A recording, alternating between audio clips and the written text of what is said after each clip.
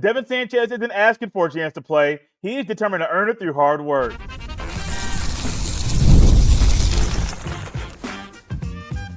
You are Locked On Buckeyes, your daily podcast on the Ohio State Buckeyes. Part of the Locked On Podcast Network, your team every day. Welcome in, Buckeye fans, to your Thursday edition of Locked On Buckeyes, which is your daily Ohio State podcast. Part of the Locked On Podcast Network, your team every day. I'm your host, Jay Stevens, also the host of the Jay Stevens Podcast. And today's episode is brought to you by FanDuel. Right now, new customers can get $200 in bonus bets when your first $5 bet wins. During today's show, we'll discuss the players that are buying into the theme of spring practice. But first, Devin Sanchez is coming to Ohio State with a lot of hype. He was a five-star recruit. He is a guy that had a chance to play even during his freshman season. But even though you have a chance to play because of your talent, that doesn't mean you're going to play. You have to go out there and earn that spot. And Devin Sanchez is determined to not listen to what's out there on the internet and what people say about him. He's determined to put in that work to get on the field and to be the best player he can be. That's exactly what Ohio State needs from him. If I'm Ryan Day, if I'm Matt Guerrero, Tim Walden, or any other coaches out there, I'm trying to get I'm trying to get players that have that mentality. It doesn't matter what people say about you on the internet. It doesn't matter what your previous coaches say about you. It doesn't matter even what your current coaches say about you. You got to put that work in. You have to put your head down every single day to put the work in so that when it comes down to crunch time, there's nothing else the coaches can do but to put you in because you've proven you can get the job done. Now, in spring practice, especially if this is your first time being on a practice field at Ohio State, you might say, Jay, it's going to be very, very hard. It's kind of an uphill climb to be able to get to that spot, which is true. You just got on campus. You're getting acclimated to Ohio State. You're going through installs with a new defensive coordinator. So not only are you learning stuff that's new for you, your teammates are learning stuff that's new for them as well. So there's a lot of different parts, moving parts, going right now with Devin Sanchez. You're learning how to transition to not being at home every single day, living over on hundreds of miles away from home. You're learning how to maybe cook your own food, maybe how to get up early in the morning and not have anybody else around you to help you get up. You're learning your own routine when you're away from people that you've been around for your entire life. There's a lot of stuff new for Devin Sanchez. That's not just on the football field, just the everyday hustle and bustle of life that many of us have created our own routines, and maybe we have revamped those routines in our lives. Devin Sanchez right now is trying to make his own routine. And while trying to make his own routine, he finds something very familiar to some things he did in high school, but also very familiar to his mindset is familiar to what it used to be. Don't listen to people. Stick to what I got to do to get the job done and for me to earn that spot. Here's Devin Sanchez from a recent media availability session where he talked about his mindset right now during spring practice. Quote, I can't let what people say on the net get to me because anybody can say, oh, he's going to play this year, but I just got to prove it. So I just come out here, work, and earn that spot, end quote. Remember earlier in the show, I made a comment about how this is the kind of player and the type of mindset that coaches want. And I highlighted Tim Walton, Matt Guerrero, and Ryan Day. That can go for any coach at any level. Doesn't matter if it's a rec league or if it's the NFL. It does not matter. You want players out there that have this kind of mindset, that they're going to block out the noise on the internet. They're going to block out the noise around them. They're going to have tunnel vision and just focus on the task at hand and making sure they earn the spot. Now, there are times out there, some people might get handed a spot. That's true. Now, if there's somebody around you that's been handed a spot and you realize you put the work in to earn that spot, put so much work in that there's nothing the coach or the person can do than to put you right there because you've earned it. Not just by putting work in, but because you're playing so well. There's a lot of people out there that put work in, but don't get better. As weird as that may sound. There's a lot of people out there that might be hard workers, but their ceiling isn't higher than somebody else's ceiling who's putting in that same amount of work. So being able to put in work is huge. But being able to put in work while also making your ceiling go higher, that's a skill that a lot of people don't have. But I think Sanchez is a guy that might be able to, I won't say exceed expectations because they're already pretty high. He'll meet them. He will definitely meet them. Sanchez said something else about when he was in high school. That's what I mentioned earlier in regards to his thought process, what he went through, and how it's helping him right now at Ohio State. Quote, when I went into high school, the high school I went to, we were a powerhouse. So I was at the bottom there, and I had to work my way up. And I had to feel like that's just repeating itself here. I'm at the bottom here. I put myself at the bottom. So I have to work my way up to the top. And so just going against these guys, they're competing every day.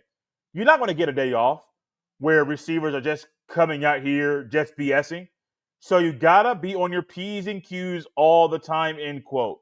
And think about a cat who's 18 years old, roughly, don't know his exact age, but he's out here saying, I'm at the bottom here. I put myself at the bottom, so I have to work my way up to the top. That's stuff there's guys in the NFL and that are at corporate America that don't understand what he is saying. You may be able to say you understand it, but can you put that into action? Being able to comprehend what someone's saying, cool. How can you apply that to your life? And for this young man to be like, I put myself at the bottom. Nobody else did. I put myself at the bottom, and now I got to work my way up to the top. I love the mindset. It makes me even more excited to watch Devin Sanchez throughout spring practice, in the fall camp, into his first year in the Scarlet and Gray, because I definitely want to see how him putting himself at the bottom and working himself way up to the top actually does for him, what it means for the team, and how well he plays on a football field. That position of corner that Devin Sanchez plays is one that outside of Davidson Igbinosun, there aren't guys that have 5 or 6 or 7 starts at that position. Right on the other side of him, Jermaine Matthews Jr. is going into his 3rd year. He's played a lot of football in a backup role, but never been a consistent starter. Right now, the nickelback might be Lorenzo Styles Jr. I don't believe he started a game at Ohio State. Maybe he did. I don't think he did at Notre Dame either. So you're looking at another guy that's inexperienced. Other guys that are there at that corner spot, Aaron Scott Jr., entering his 2nd year, Bryce West, a 2nd-year guy, some other corners there, Deontay Griffin. We can go over the list of the corners in that room. And one thing we're going to realize is there's an opportunity for Devin Sanchez to get on the field this year. May it be in a backup role, that's still fine. He can also learn from Jordan Hancock, because Jordan Hancock was the guy that when he came into Ohio State, there was a lot of promise, there was a lot of belief that he'll do great things at Ohio State, might be an outside corner, which I thought was going to be his best position at Ohio State. But he saw a need.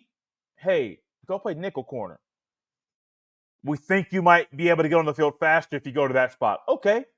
Became a Swiss Army knife. You knew he could play outside corner if he needed to, but there was a need at nickel corner, and he went over there and played that thing. Then all of a sudden, after the Oregon loss this past year, he played a whole lot more deep safety than he had throughout the first half of the regular season, and that was a great move for him too. So now you have a guy in Jordan Hancock who's played deep corner, both free and strong. He's played inside corner, going into the NFL in the pre-draft process, talking to all these coaches, and some of them may be thinking, bro, your best position is on the outside. So you got a guy who's a Swiss Army knife, but also found an opportunity for him to get on the field. It was the quickest route for him. He put in that work, and he earned a spot. And all of a sudden, his best position might not be the one he played at Ohio State most consistently. Devin Sanchez can take that same approach. Maybe the best route for him this year is to play inside corner.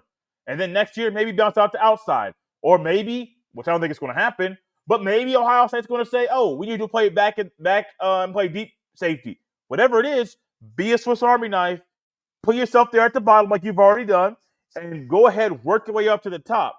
Putting that work in, keeping that same energy all season and all throughout your career will help Devin Sanchez be a great Buckeye at the end of the day. Speaking of being a great Buckeye, one thing about players that we talk about now that haven't played at Ohio State for 5 or 10 years, a lot of them are very versatile. And that's one thing that Ohio State's been pushing during spring camp. This episode is brought to you by 5-Hour Energy. Daylight savings snuck up on us again. And if you're feeling that lost hour of sleep, 5-Hour Energy has your back. The extra sunshine means more time for fun, but sometimes you need a little boost to power through.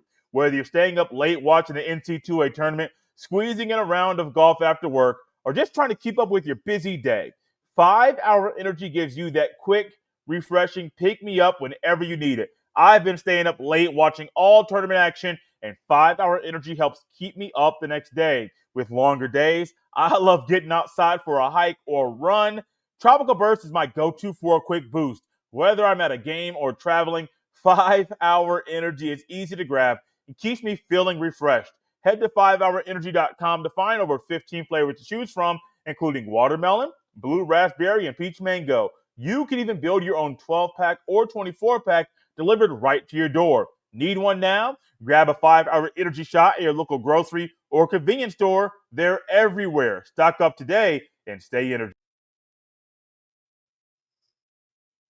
Thank y'all for tapping Locked on Buckeyes and making this show a part of your day. Ohio State, under the leadership of Ryan Day, has been emphasizing something very important during spring practice: versatility. They want to try to encourage guys to cross-train and to work at various positions. So not only they help the depth at Ohio State, they truly make themselves better players. And for athletes that are long-distance runners or any athlete in general, they always preach, if you're a basketball player, play football. If you're a football player, you should wrestle. If you run track, if you're a sprinter, you should play football. If you do this sport, baseball, you should play football. Whatever the sport is, they always say work and play different sports. Because playing different sports is not only going to make you a better athlete, it's also going to work different muscles that are going to make you stronger in different areas. I mean, you think about wrestlers. I mean, Josh Padilla right now, he was a state champion wrestler in high school. And when you watch him on the football field, it kind of makes sense why he was a state champion wrestler. And Ohio State's been preaching versatility, versatility, versatility. One, I enjoy that. I love that. That should be done every practice, every offseason. Try to allow guys to play more positions. But it's also great when you have guys that completely buy in to that mindset, to that thought, to be more versatile as an athlete. And Matt already talked about this recently, about some guys in his room or on that side of the ball that have been willing to be more versatile defensive backs and play multiple positions. The list is including, but not limited to, Caleb Downs, Jermaine Matthews Jr., David Igbenogson, Jalen McClain, Malik Hartford, Fahim Delane, and Bryce West. So all those names are names that many of you probably know. They've been there for multiple years outside of Fahim Delane, just got there on campus. But even another youngster in Delane, just like Devin Sanchez, buying into the program, putting himself in a situation to be a better asset for the team, but also realizing maybe I'm not just going to play one safety spot. Maybe I should figure out how to play both. Maybe if I'm Bryce West, I need to figure out how to play outside corner and inside corner. Maybe if I'm Malik Hartford or Jalen McClain, maybe it's not just one safety spot. Maybe it's both. Maybe for Igbenogson, same thing. Both sides of the field at corner. Whatever the case may be, this is what you want. We talked about the beginning of spring practice after the very first practice of the spring, when it was very clear that Austin Serafeld is the left tackle right now. And I'm not going to say he's going to be the left tackle during the season, but one of the best assets we learned from a year ago is that you have guys at guard that can bump out and play tackle and play it very well. Last year was a guy, but he played it very well in Donovan Jackson.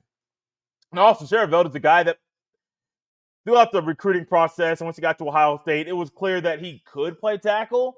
But a year ago, it was either guard spot, and even playing left guard or right guard, that's still a bit of versatility that you're showing on the field, because it's not easy to go from playing a left guard to right guard. Even as a receiver, let's go a little bit further. Let's say you're strictly an outside corner. It's not easy for a lot of guys to go from playing a receiver on the right side to playing receiver on the left side. If you're a corner, playing corner on your left side of the field versus corner on your right side of the field. While it may look easy because Ohio State's players are elite, it's not the easiest thing to do. And Ohio State has a huge opportunity right now to not only cross-train various players, which should happen all the time, but cross-train players that can play multiple positions in the fall. Caleb Downs came up recently, and that's when his nagging injury came up in a press conference. Caleb Downs is a guy that could play running back, played running back in high school. There could be some schools around the country that might see a way for him to play both sides of the ball or strictly play running back because he was that good at that position. But people were asking if he was in the running back room. Again, why? Well, one, he's that good of a player. But two, he also was in the running back room a year ago. So the thought is wondering, is that something that Ohio State's trying to entertain right now because they entertained it a year ago? The running back room had a different dynamic in 2024 that it's going to have in 2025. And I think Downs being in the RB room right now would be more valuable for that room than it was a year ago. Now, also, is that injury, the nagging injury he has, that lingering thing, I understand why he's not there in that running back room currently. But let's just say Ryan Day doesn't go into the portal and Carlos Lachlan wants to roll into 2025 with the guys that are currently in the room. Maybe you see Downs there. It's a possibility. I'm not going to rule it out. I don't think it would be. If it's a need, you have to play Caleb Downs at running back, then you're missing on evaluations of a lot of guys. Do I think he's a better running back now than James Peebles or C.J. Donaldson? I don't know. I would love to sit here and say, oh, yeah, he ain't played running back at all in the game, but yeah, he'd be better. Buddy, I don't know. I have no idea. I have not seen that young man play running back at Ohio State ever. Not in practice, not in the game. I've never seen it. I've seen him with the ball in his hand, though, in Scalding Gray. Ran that punt return back last year against Indiana, so we see what he can do with the ball in his hand. But being a punt returner is different than a running back. So I have no idea. He could be, but he's such an elite safety. And he plays safety at a level that most guys in college football history can't touch. Just leave him there. There's absolutely no reason to change something. If it ain't broke, don't fix it. That phrase is coming up later in the show. But, no, I don't really know. On defense, you need guys that can play corner, outside, and inside. You want your safeties to play strong and free. You want some defensive ends to be able to go in a three-point stance and to go in a two-point stance while also being able to bump down into being a three-tech. You want your three-techs to know how to play a one-tech, their responsibilities, but also to be able to play that as well. Linebacker, maybe all of a sudden, like an Arvo Reese, who they're saying is great off the edge, maybe he's on the edge at sometimes and they move C.J. Hicks back. You have so many avenues with the athletes at Ohio State that it can be scary good for people to watch them play in the fall. I think back to Braxton Miller. We're going to close up shop here on this topic. Braxton Miller, elite quarterback in college football. The dual threat that he was, had 1,000 yards rushing as a quarterback. I believe it was in the 2013 season. And I think back to that time period, and unfortunately he had that season-ending injury in 2014, didn't play a game. 2015, came back to Ohio State and decided to change positions. J.T. Barrett played great in 2014. Cardell Jones led the Buckeyes in the Big Ten tournament, Big Ten championship game, and then the two playoff games en route to winning the Natty. So he had an uphill battle to climb, not only because of the injury to get back on the field, but simply to win his starting quarterback job back. Because I think, looking back now, hindsight's 2020, I think J.T. Barrett was the best option at quarterback at that time, and that was the same thing I was thinking then. Braxton Miller, if he would have had one more year playing receiver, would have been a really good slot. I'm not saying great. I'm not going to say he would have been in the NFL. He would have been a really good slot.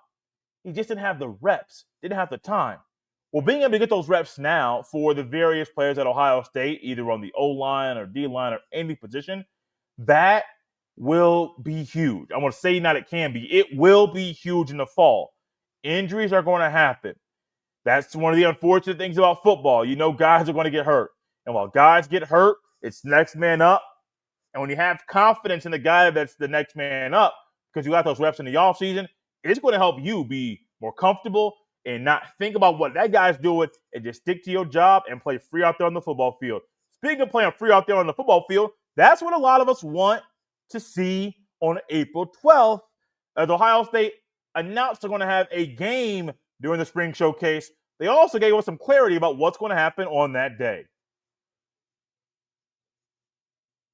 This episode is brought to you by FanDuel. The NCAA tournament is here, and FanDuel is giving you the chance to get in on the action like never before. Right now, new customers can get $200 in bonus bets when your first $5 bet wins. That's 200 extra bucks to use on everything from buzzer beaters to Cinderella stories and even who's cutting down the nets. I've got my eye on a few underdogs this year, and FanDuel makes it easy to back them with spreads, totals, and game props. With tournament games happening almost every day, there's always something exciting to bet on. The FanDuel app is simple to use, and when I win, I get paid instantly, no waiting around. So visit FanDuel.com. Once again, visit FanDuel.com and get in on the college hoops tournament action all tournament long. The NCAA tournament is here, and so is the Bracket Breakdown. Locked On Podcast Network and Amazon Fire TV channels are teaming up to deliver NCAA tournament coverage like never before. Watch studio shows featuring former players and Locked On's local experts as they guide you through every upset, buzzer beater, and bracket matchup. Stream it all for free on Amazon Fire TV channel. Search Bracket Breakdown to see it all for free. It's your team every day. You want it, I want it. Everybody wants a game during what was originally called the Spring Showcase. Well, Ohio State recently, via some leadership by Ryan Day, went away from the Spring Showcase, and now it's a spring game, and altering the graphic that was recently going around social media, and it's no longer the Spring Showcase, it's the spring game. Ohio State is giving fans what they want, a game on April 12th. The tradition of Ohio State fans flocking to the shoe in April on the 15th practice of the spring to celebrate the talent that's currently on the team. And on that day, you're also going to celebrate the talent that was on the team a year ago, while them also being able to celebrate in front of thousands and thousands of fans after winning the national championship. That's what fans want. I've said it once, and I've said it twice. I'll say it once again. The spring game is a family event. Now, it's not only for the family. The purpose you are there is for the players and for them to be celebrated, for them to cap off the 15th practice of the spring in front of their fans on their home field to get acclimated to what a game day is like. Not a traditional game day, so you're not going to have 105,000 fans there at the shoe. Wouldn't shock me if there would be 105,000 fans there. But you're not going to have, you probably won't have 105,000 fans, probably closer to 60 to 75,000, which is still an insane number for a practice. But families are there. The tickets are affordable. You can take Junior. You can take all the little ones, all the kids, and pack them up into a van or whatever vehicle you have and go to the shoe. A venue that some families are only able to go to this time of year because of the financial stress and strain of going to a game in the fall. Think about it. You may want to go to an Iowa game, or you may want to go to the Grambling State game. Hello. I'm one of them. I want to go to the Grambling State game. Y'all might know why. Halftime is game time. I want to be there for it because Ohio State games are big, man. It's a big, big deal. In Ohio State now giving the fans what they want, it's great because no matter what, if it's a showcase where you're showcasing the talent, or if it's a game, Ohio State's getting that work in. It doesn't matter what they're doing on that field. They're putting that work in. But one of the best ways to get some work in is in team drills. You're going to do some individual stuff there in the shoe that day. Individuals may do some 7-on-7 just in some warm-up style. But all of a sudden, them boys are going to put them pads on, go 11-on-11, and go live. And that's great. Ohio State put out a press release recently discussing the details of the spring game, which is now being called a spring game. And here are some highlights from that day. There will be game-style reps. It'll be a loud, electric crowd needed to simulate game day.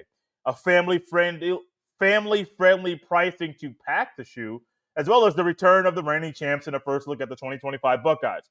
Now, that third little highlight there of being able to be a family-friendly pricing to pack the shoe, that should have been the thing no matter what.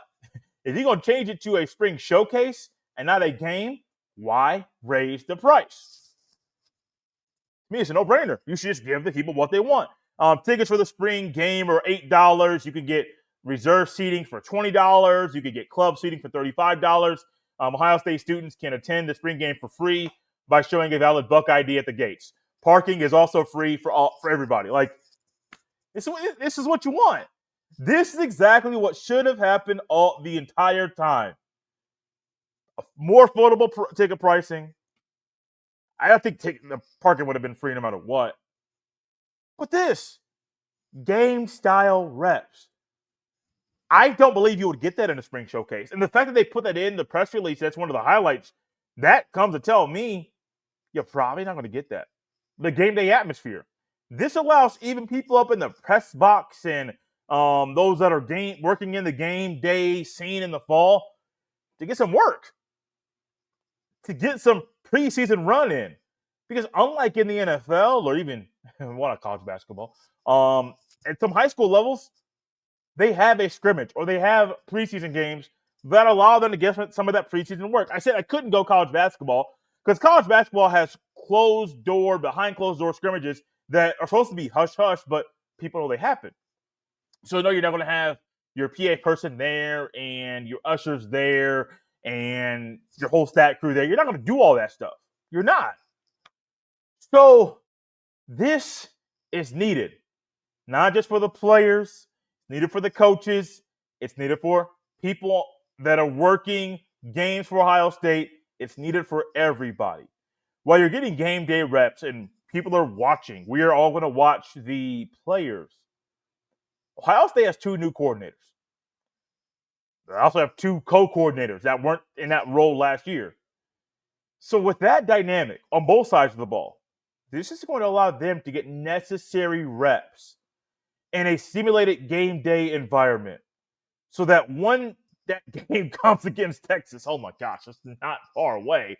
It'll be here before we know it. They're more comfortable with what's going to be asked of them. Going in the fall, during fall camp, you already know there are going to be some scrimmages inside the shoe, and you're going to get coaches that are going to be on the field on game day, some that are the eyes in the sky on game day. That'll be simulated. They'll be able to put the headsets on and be able to get the communication, be able to work that and get that more crystal clear than it would be without those reps. I mean, all that stuff is going to happen. But in this setting, in this scene, when many of us know, and you go to a venue like this, with this many people, your cell phone service doesn't work. And when it comes to coaches and their communication, that signal could be interfered with. I've heard numerous times where there have been coaches that have heard semi-communication in their headset via semi going down the road because the connection got interfered with and a semi's driving, communicating with somebody else, and all of a sudden that's in their headset. You wouldn't be able to get this in this environment without this type of setting. Hartline, it's new. First time in this role ever at Ohio State.